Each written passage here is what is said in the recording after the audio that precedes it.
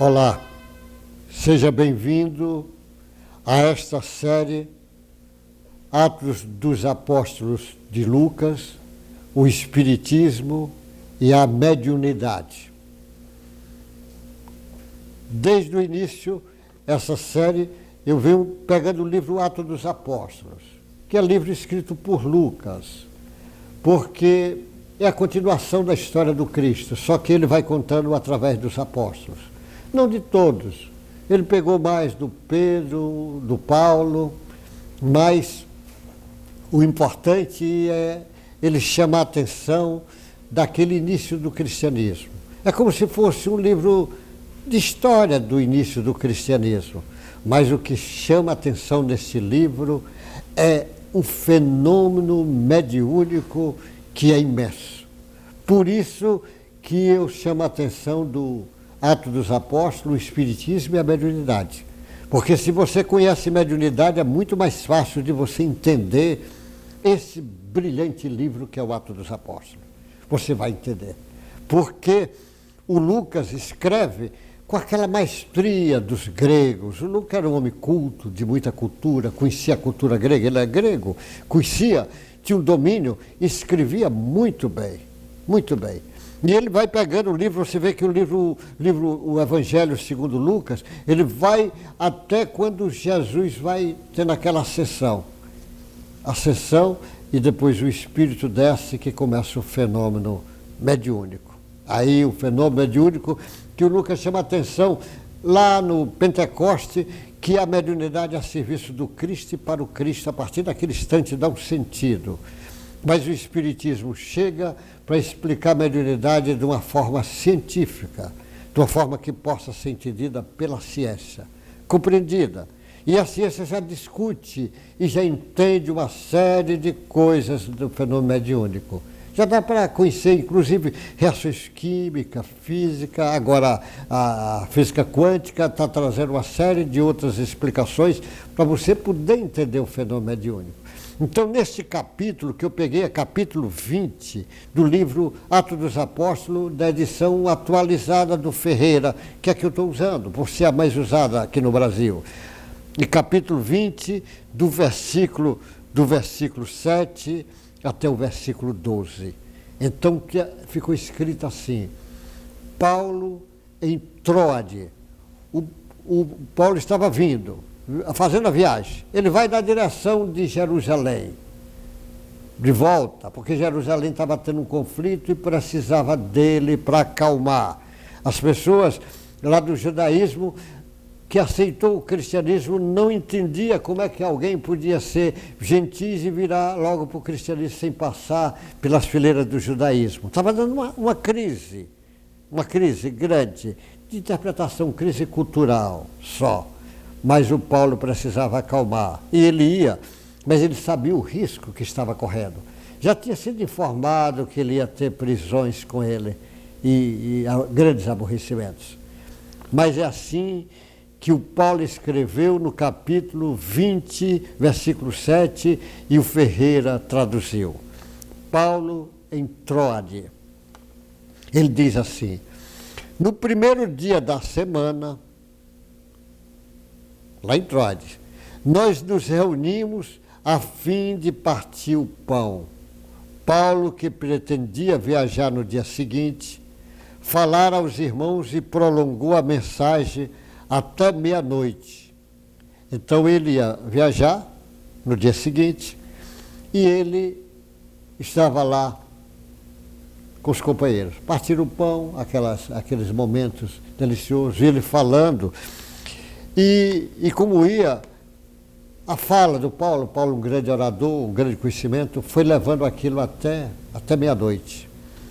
E as pessoas assistindo, os discípulos dele, os trabalhadores, os cristãos, querendo ouvir, porque Paulo já era uma figura de admiração naquele tempo, com a capacidade mediúnica dele muito grande, e a sabedoria e toda aquela demonstração que ele já tinha dado em centenas e centenas de igrejas que ele tinha aberto, e grupos, e jovens que ele tinha preparados.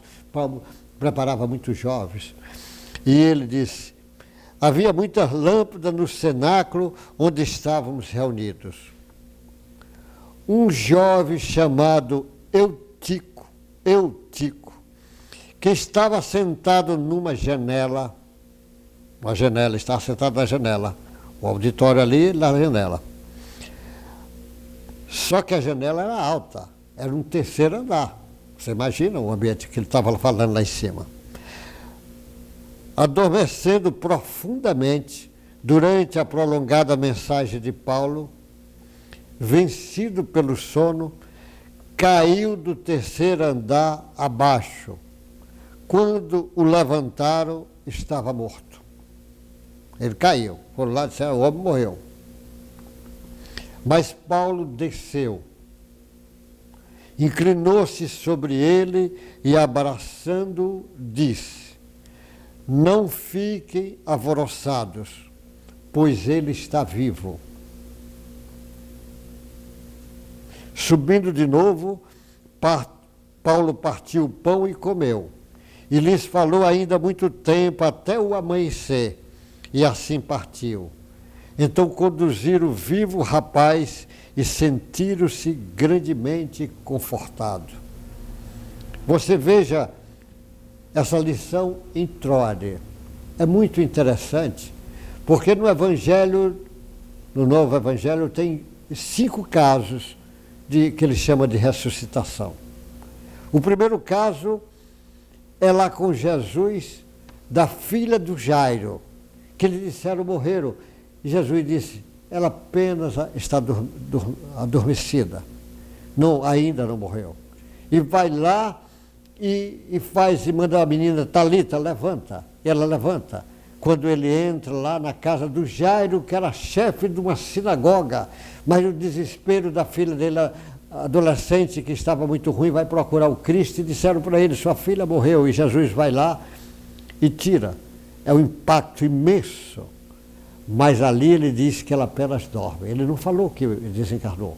Porque se tivesse morto, ou seja, desencarnado, o cordão prateado e dourado teria sido cortado e não volta mais. E Jesus não veio transgredir as leis.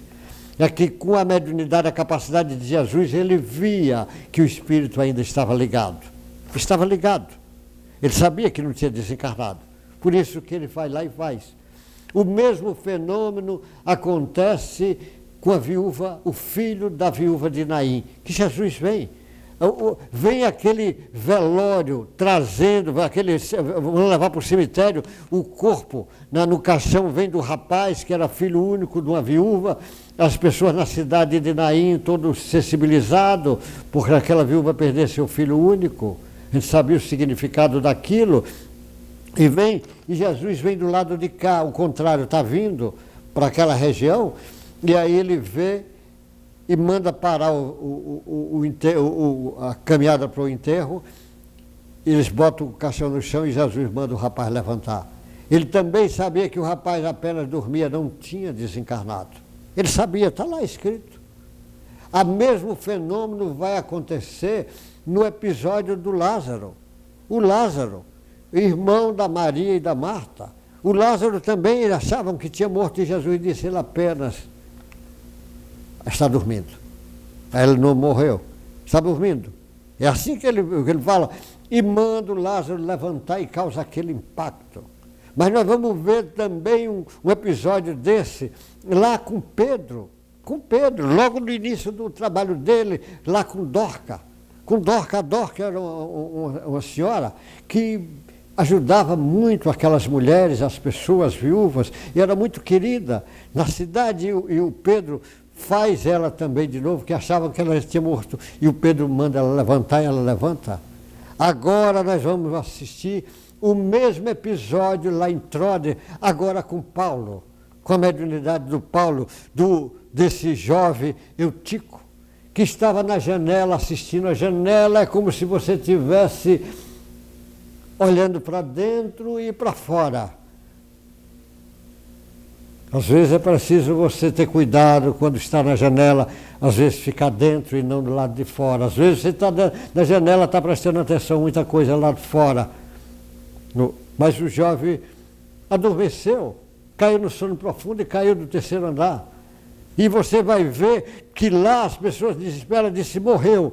E o Paulo vai lá, e o Paulo abraça, é assim que diz, quando está... Mas Paulo desceu, inclinou-se sobre ele, e abraçando, disse, não fique alvoroçado, ele está vivo. Está lá, capítulo 20, versículo 10, bora lá, você vai encontrar isso.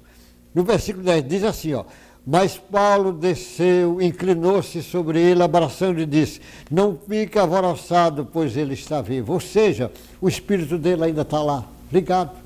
Não houve a separação, quando separa aí é que não tem mais jeito. Aí não tem mais jeito. Mas na realidade ele, viu? O Paulo já com a mediunidade dele, ele estava vendo, assistindo o que estava. O Chico fez isso quantas vezes? O Chico uma vez disse que ele estava lá no centro, em Uberaba, e ele viu uma senhora que estava desencarnando ali, e ele disse, mano, vê a possibilidade dela não desencarnar aqui na sala, porque as pessoas vão fazer comentários maldosos. E realmente eles deram lá uns passos na mulher, e ela desencarnou na rodoviária lá de Uberaba, quando foi pegar o carro, o ônibus. Porque ele estava vendo que ainda estava desligando, mas ainda estava ligado.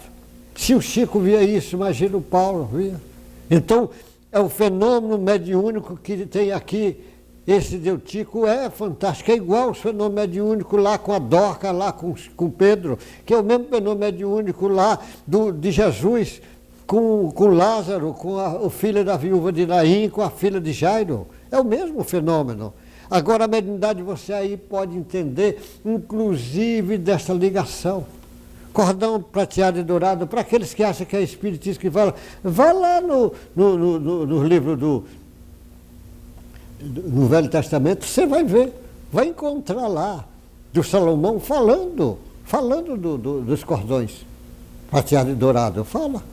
Então existe isto, então é preciso fazer o ligamento, porque na hora que vai reencarnar, também é uma ligação profunda entre o perispírito, ou seja, o perispírito do espírito que vai reencarnar com o ovo zigoto, que é quando o espermatozoide usa com o óvulo, que chama ovo zigoto, faz uma ligação e é a ligação profunda, nuclear forte, é feita lá dentro no cordão prateado e dourado. Depois as outras ligações vão sendo eletromagnéticas, mas o que acontece na desencarnação também vem técnico no início da reencarnação e técnico também depois da desencarnação. É assim que acontece.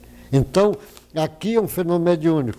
Aí ele diz assim, subindo de novo, o Paulo sobe de novo, partiu o pão e comeu. Ele partiu o pão com eles todos. E lhe falou ainda muito tempo, até o amanhecer. Ficou falando. E assim partiu. Então conduziram vivo o rapaz e sentiram-se grandemente confortável. Esse livro é chamando a atenção da mediunidade. Esse livro reforça os trabalhadores do Cristo. O que as pessoas às vezes precisam saber, que mediunidade é um fenômeno inerente do ser humano. Você também tem. Como eu tenho, como todos têm. Precisa saber que uso você está fazendo da sua mediunidade. Você diz, mas eu não conheço. Sim, você ainda não estudou, não entende. Mas eu preciso dizer uma coisa. Toda vez que você fizer o bem, espíritos superiores vão se ligar a você, porque é um fenômeno mediúnico que está acontecendo nesse instante. Há compaixão quando você faz o bem. Toda vez que você amar, que você fizer o bem, que você tomar o caminho da fraternidade, espíritos superiores vão entrar em socorro com você. E quando você entrar em contato com espíritos atrasados, pessoas atrasadas, entre com compaixão. E não entre na frequência dele. Com compaixão você também está fazendo bom uso da sua mediunidade, como Cristo fazia, ligado com as esferas superiores, porque ele é espírito puro, mas ligado com os inferiores através da compaixão. Compaixão que o Cristo tinha dos vendedores de imposto, das prostitutas, dos doentes, dos leprosos, dos obsediados e etc, etc, etc. A mediunidade é uma revolução. A sociedade vai entender, porque a mediunidade que vai dar sustentáculo para mostrar cientificamente que a vida continua, que o espírito não morre, que o espírito é imortal, que nós estamos aqui num processo de evolução. E a mediunidade vai dar entendimento para você compreender uma das leis do universo, que é a reencarnação.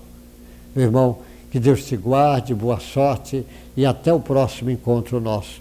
Deus proteja você, sua família, seus amigos, encarnados e desencarnados.